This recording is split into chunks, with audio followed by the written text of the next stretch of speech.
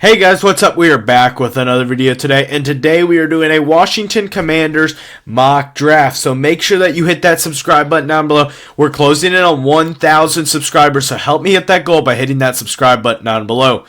Like this video if you enjoy it. Make sure that you hit that like button as it helps out the YouTube algorithm. Also, make sure that you share your thoughts and opinions down below. I respond to every single comment, good, bad, or ugly, so make sure that you let me know what your thoughts are down below.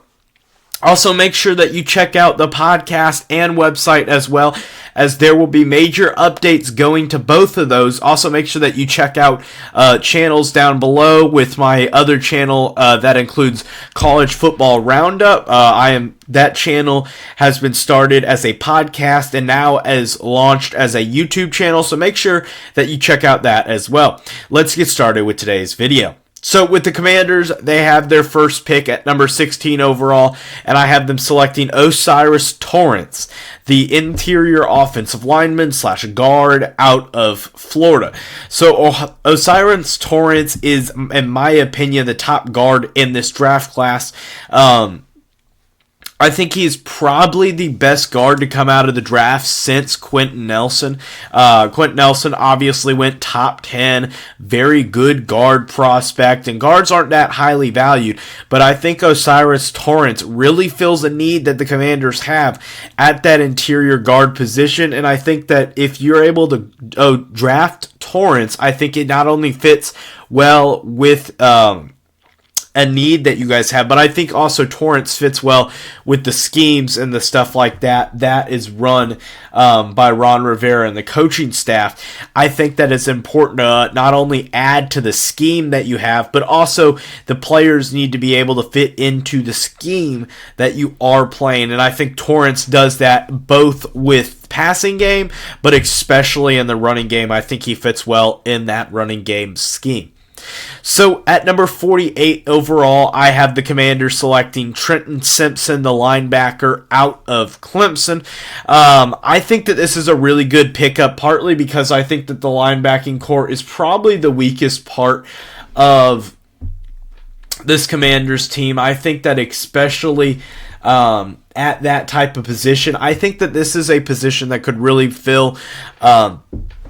be filled, and I think Simpson, the thing about him that really adds value to him is that he can play either the Sam, can play the Will, or even the Mike if you really want him to. I think that he's best served as the Will linebacker, where he can play a lot of coverage and stuff like that. He can blitz if you need him to. He's a very diverse player and has a lot of skills and is able to do that, and I think that that's what really helps him there. And plus, I think Simpson is an early second-round grade in my opinion, and I think he fits well and adds to the depth of that team. So I have him at number 48. At number 98, I have the Commanders selecting Jalen Duncan, the offensive tackle out of Maryland. I think that Duncan, he's a tackle that needs a little bit of development. He has some good skills and good traits about him, but the biggest problem with him is he's a very raw prospect.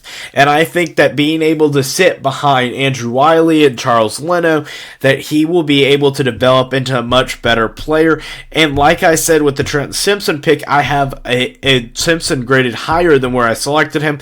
Same with Duncan. I think Duncan is a late second round pick in my grade. So when you're getting him in the late third round, that is very, very good value. And I think with Duncan, you add another piece that you can be able to use to replace Charles Leno and make it a cheaper option, or to replace Wiley, or possibly just if an injury comes up, Duncan, I think, can fill that role. But I think it's good that you don't immediately need him to start.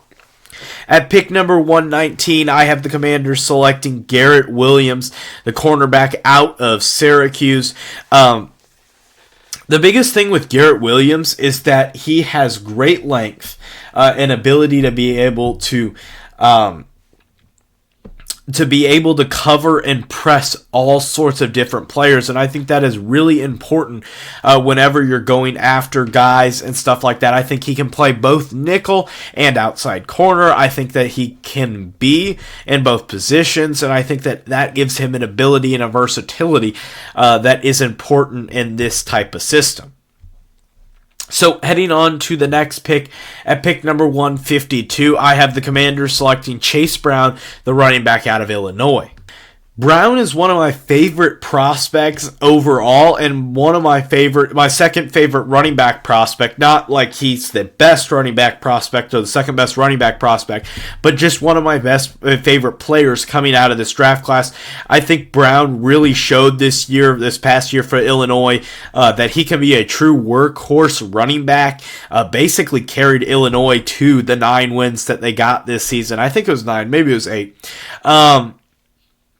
Brown really was able to do that. Yeah, it was 8 wins. Sorry, they went 8-5. Either way, point being, Chase Brown really does do a good job at being able to be a diverse running back, but also to be able to be that in-your-face, smash mouth type of running back. And I think that, to be honest, in my opinion, he is RB2 on this system. I think he's a little bit better than Antonio Gibson. The thing is with with Brown, you're not going to have the greatest pass catcher out of the backfield, and I think that the Commanders are okay with that. I think that they're able to still be really good, and they have enough wide receivers with Samuel and Dotson and McLaurin and stuff like that, and even with Thomas and Turner, and I think that you have that ability. I think the bigger one is more focused on can you have a guy that is just a really, really good running back? And I think always adding to running back depth is important. Basically, every other draft, I think it's good and important to add to the running back core, even though you did add to it last draft with Jared Patterson. So at number 95, I have them selecting Jonathan Mingo, the wide receiver out of Ole Miss. Mingo is a really good wide receiver out of Ole Miss and has the ability to really play at all sorts of positions on that field. He did a really good job in this recent in the Senior Bowl and being able to show out. He is 6'2".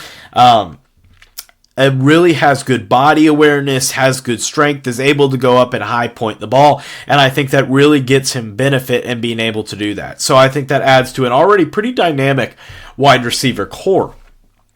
At number 217, I have the Commanders selecting Will Mallory, the tight end out of Miami.